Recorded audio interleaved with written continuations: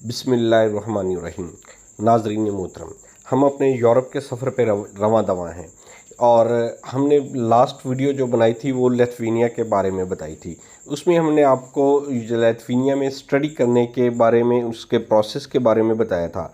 आज हम आपको लिथुआनिया के बारे में बताएंगे क्योंकि हम नेक्स्ट वीडियो आप जो बनाने जा रहे हैं वो वर्क इन लिथुआनिया है, यानी कि आप वहाँ पे इमिग्रेशन कैसे अप्लाई कर सकते हैं। तो डेफिनेटली जब तक आपके पास लिथुआनिया के बारे में प्रॉपर इन्फॉर्मेशन नहीं होगी उस वक्त तक आप वहाँ पे इमिग्रेशन अप्लाई कैसे कर सकते हैं, नहीं कर सकते। पहले आपको मालूमात होनी चाहिए कि लिथुआनिया है क्या। लिथुआनिया एक यूरोपियन कंट्री है। बेसिकली ये 1990 में 11 मार्च 1990 में सोवियत यूनियन से अलहदा हुआ था, यानी कि उनसे रशिया से इसने आज़ादी हासिल की। बल्तिक पहाड़ों के ऊपर वाक़या ये एक छोटा सा बहुत ही खूबसूरत मुल्क है जिसकी पॉपुलेशन तकरीबन 28 से 29 लाख है। तकरीबन दुनिया की कम पॉपुलेशन वाले मुल्कों में शुमार होता है। इंतहाई खूबसूरत मुल्क है और आईटी के शोबे में बहुत ही तरक्की याफ्ता मुल्क है, यानी कि इसकी 98% जो पॉपुलेशन है वो किसी न किसी तरह आईटी से वाबस्ता है, डायरेक्टली या इनडायरेक्टली। और इनके पास जो सोर्स ऑफ इनकम है वो भी आईटी ही है। लिहाजा ये आईटी में काम करने वाले लोगों के लिए एक जन्नत है। जितने भी लोग आईटी में काम करते हैं और इस मुल्क में इमिग्रेशन लेना चाहते हैं उनके लिए इससे अच्छा मुल्क और कोई नहीं हो सकता। और इसके अलावा यहाँ पे 100% लिटरेट पेपर है, पढ़े लिखे लोग यहाँ पे आबाद हैं। जब इन्होंने 1990 में आज़ादी हासिल की और 2004 में ये यूरोपीय यूनियन का हिस्सा बन गया, तो वहाँ पे मैक्सिमम जो अमीर लोग थे वो यूरोपियन अदर कंट्रीज़ में, फ्रांस, जर्मनी वगैरह में वो सेटल हो गए। कुछ लोग रशिया में चले गए। तो इस वजह से यहाँ पे एवरेज पीपल रहते हैं, यानी कि एवरेज इनकम वाले लोग रहते हैं जो इंतहाई खुश व खुर्रम लाइफ गुजार रहे हैं। इसके अलावा इस मुल्क में अगर हम इनकी जीडीपी देखें तो तकरीबन $50,000 पर मंथ इनकी GDP per year $50,000 per annum इनकी जीडीपी है। करेंसी यहाँ पे यूरो चलती है।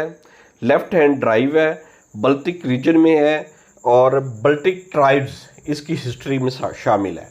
यानी कि जितने भी यहाँ पे अगर हम कोई 1000 साल पहले की बात करें तो यहाँ पे बल्टिक ट्राइब्स में रहते थे जो रोमन एम्पायर और मुख्तलिफ़ किस्म के पॉलिश एम्पायर और इन किस्म की दौर से गुज़रता गुज़रता ये रशियन फेडरेशन के अंडर आया और फिर इन्होंने आज़ादी हासिल की। इसकी अगर टोटल पॉपुलेशन के बाद अगर हम इसका रकबा देखें तो 63,500 मुरब्बा किलोमीटर है। बल्टिक सी के ऊपर ये वाक़या है और स्वीडन, बेलारूस, रशिया, पोलैंड ये इसके हमसाया ममालिक हैं। यहाँ पे जो नॉर्मल टेम्परेचर रहता है वो -5 डिग्री सेंटीग्रेड के आसपास होता है सर्दियों में और गर्मियों में होता है +25 डिग्री सेंटीग्रेड, यानी कि गर्मियों में भी नॉर्मल वेदर होता है और बड़ा आइडियल वेदर है इस कंट्री का।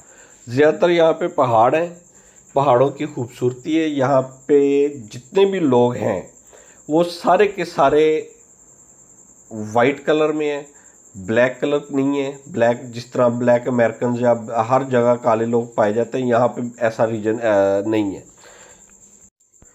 लिथुआनिया में मौजूद जो मज़हब है वो मैक्सिमम कैथोलिक क्रिश्चियन है, यानी कि 76% कैथोलिक क्रिश्चियन है, 6% वो ऑर्थोडॉक्स हैं और बाकी थोड़े थोड़े जो बाकी कंट्रीज़ के जो बाकी रिलीजन्स हैं वो इंतहाई माइनॉरिटी में है। तो हमने आपको ना इसका काफ़ी ज़्यादा इंट्रोडक्शन दे दिया इस कंट्री के बारे में, एजुकेशन के लिहाज से भी, इकोनॉमी के लिहाज से भी, जोग्राफियाई लिहाज से भी।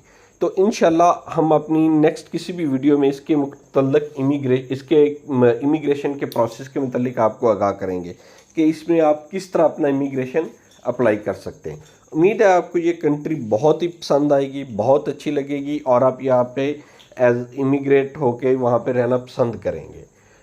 पाकिस्तान, इंडिया, बांग्लादेश और इन मुल्कों की अकॉर्डिंग ये एक इंतहाई पुरअमन और सेफ़ कंट्री है, जहाँ पे लोग एक दूसरे का लिहाज करते हैं, इज़्ज़त करते हैं और अपने काम से काम रखते हैं।